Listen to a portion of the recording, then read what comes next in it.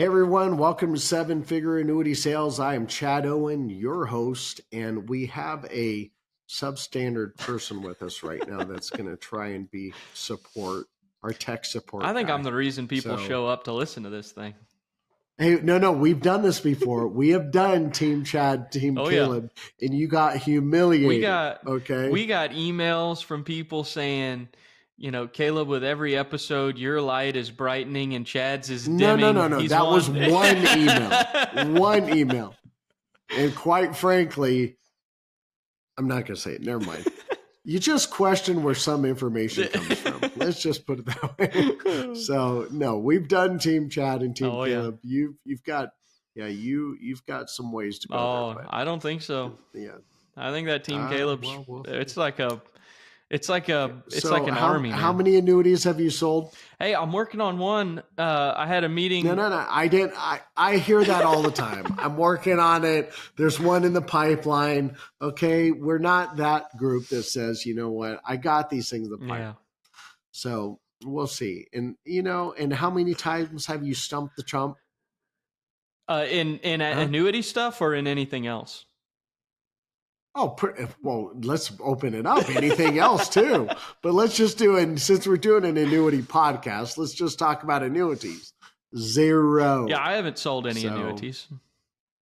Yeah, but I hope you do, honestly. Oh, I mean, you do have that one gray hair, so that might do it. You see it glowing there? No, not really. You see it glistening? No, but glistening.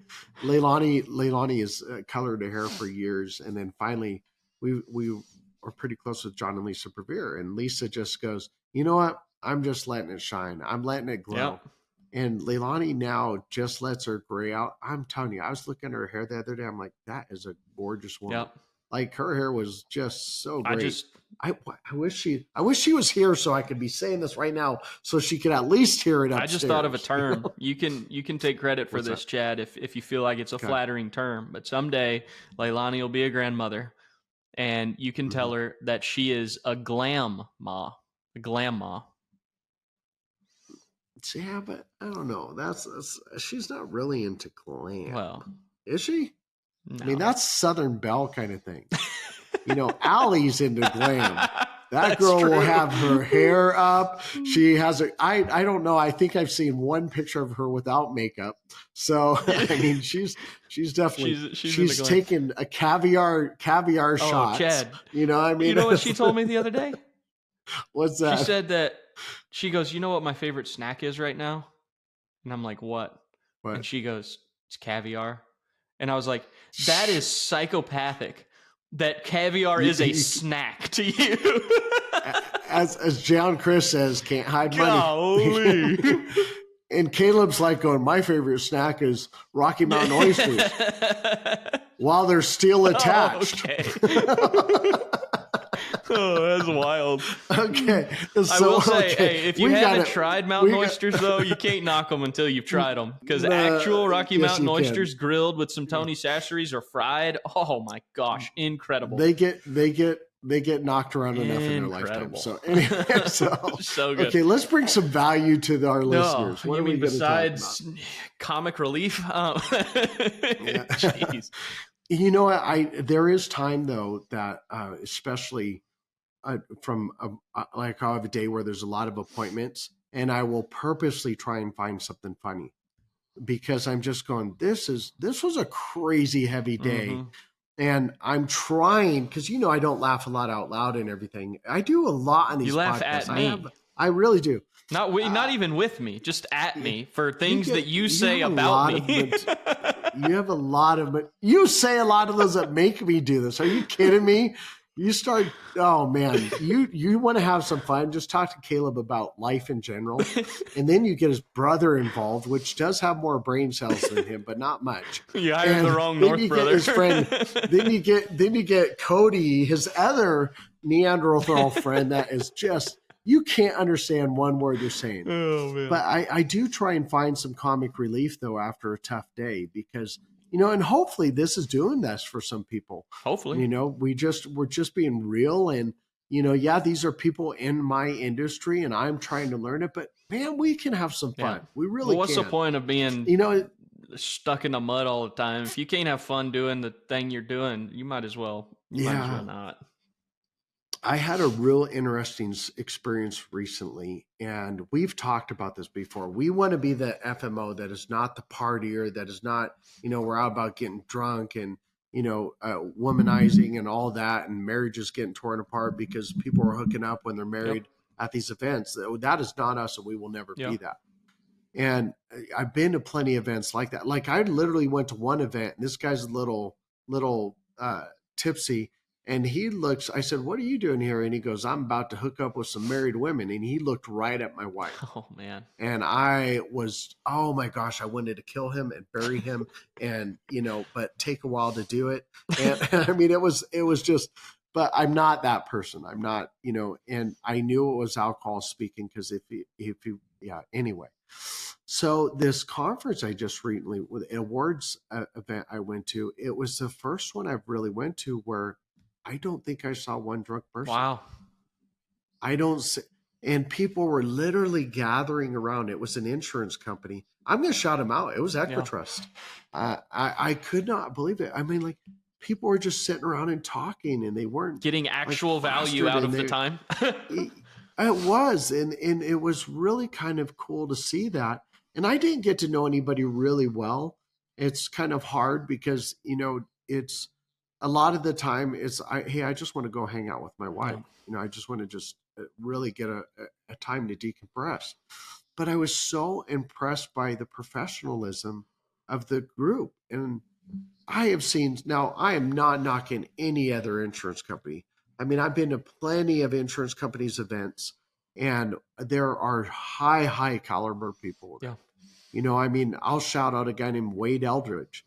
He's a good friend of mine. He works with American Equity. Awesome guy. I have another friend that's a marketer, Tom Bradley, works for another FMO, just phenomenal guy.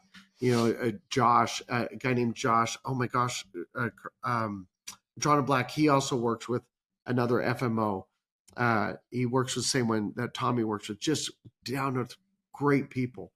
And there's so many. I could go on and on. It's just high caliber people. But to be to an entire event and not see anybody. Now, granted, it was only their top 40 people. Right. So that could have been a difference too, because a lot of events I've been to, there's been hundreds and hundreds of people. Yeah, and that makes it tough. And that's definitely tough. It is. And and so you're going to have that. But, when I think about the caliber of people we get to surround ourselves in, it just makes me appreciate an event like that even more, where I'm going, God, man, it was just really good. It was really good. And that's, and if people haven't heard our podcast before, that we strive for, live life above reproach. 100%. Never live in the gray. Things are black or white. Rules are rules. You follow them. Ethics and integrity are never compromised, ever. That's right. And, morals and values are incredibly important because you know what? In the financial world, unfortunately, it is littered full of people that will run you over in a second. I mean, I have lost count of the number of FMOs that tell me they have the greatest lead system out there, and you move contracts over there and they do nothing. Which actually, you know what? Here's our topic. I don't understand why people stay with FMOs that don't bring value to them. They don't provide a lead system. They don't provide case design. They don't provide mentorship. They don't provide training. Yet they still feel this weird loyalty that I need to stay with this person because they're nice people.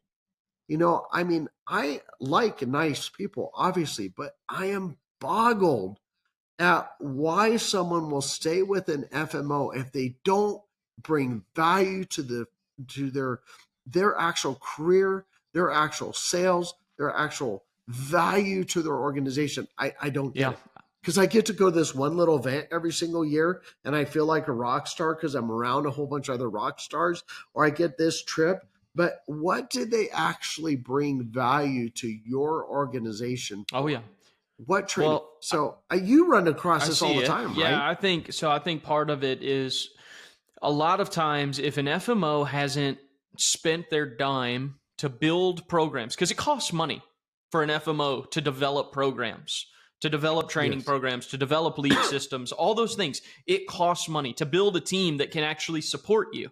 That costs money. So if they don't spend their dollar on that, then they don't have anything to bring an agent in for, except for paying the agent more. So I think what happens a lot of times is you'll have FMOs that buy agents' business. They'll give the agent some contract level or something like that that's better than what the agent, not supposed to, but they do. Which is better than what the agent had before, and they come in thinking, oh, they're going to have the same things and just get paid more, and then they realize, oh, I don't actually get all the things I had before. I get paid more, and from the FMO's perspective, that's what they're getting. They're getting better comp, and so they just buy the business sometimes. So you're prostituting yourself to a degree, yeah. I mean, and what's actually valuable? Okay, if you go make 7% on $5 million, or you go make 8%, 8.5% on $2 million.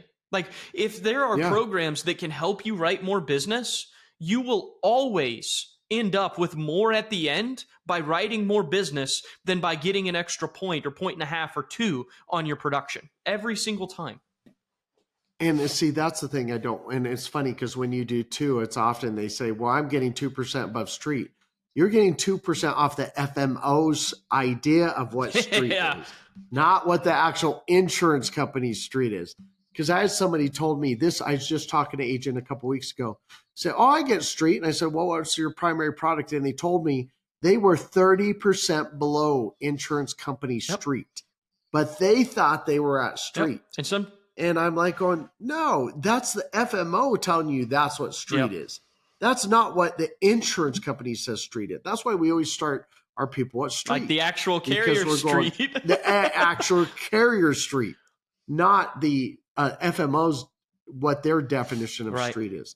And so it's funny. They'll stay with them thinking, well, I'm at street. You know, here's the thing I've always said. I went 16 years.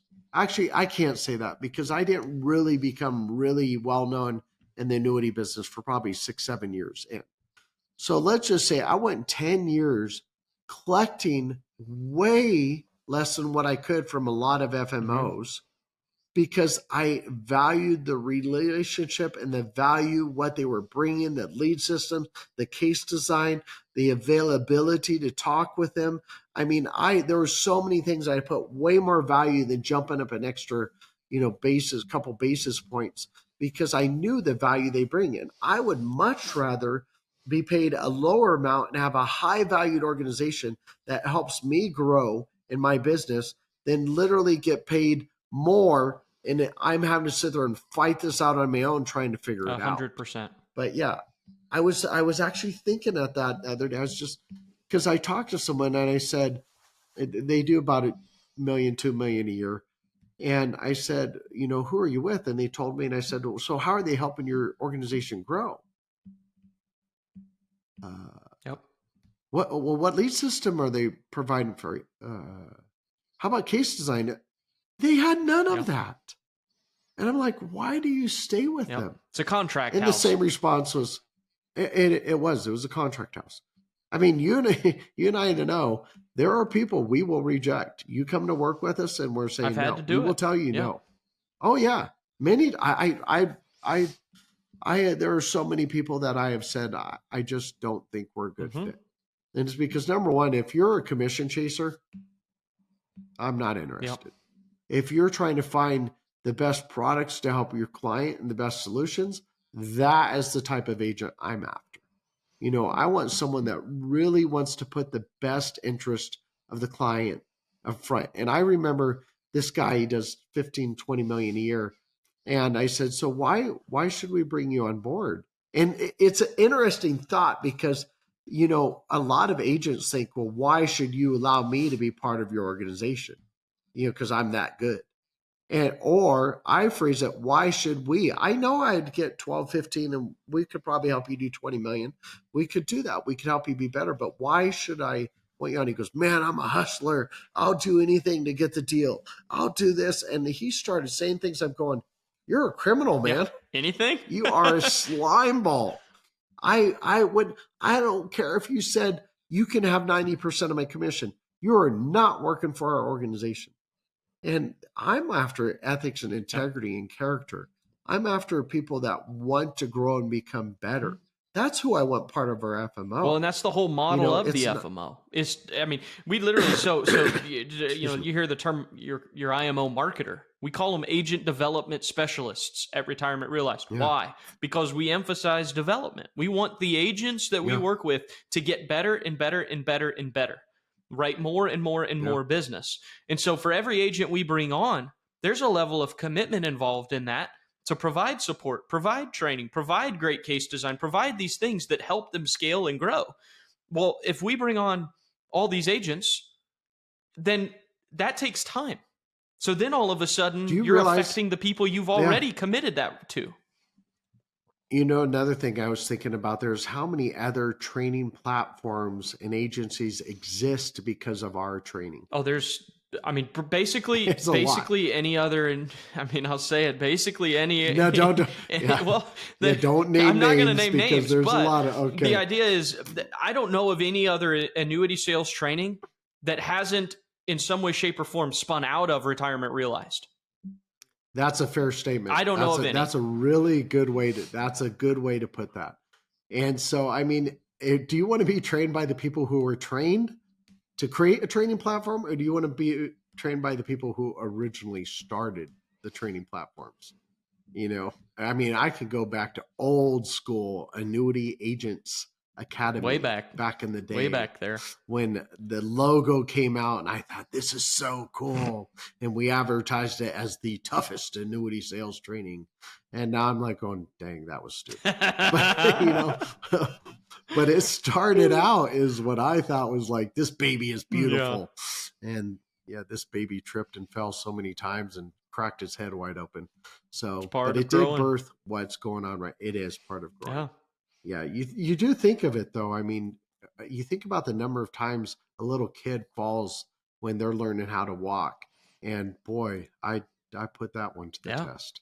But we got a great team. We do. We got a great product. We do. And I'll say this, bottom line for today, hey, assess your situation, okay? Are you maximized at your, is your production maximized? And here's the reality. If you could write whatever you wrote last year, you can write twice as much. Like, Chad, honestly, I believe that there is a system where you could write 60 million a year. Now, here's the thing.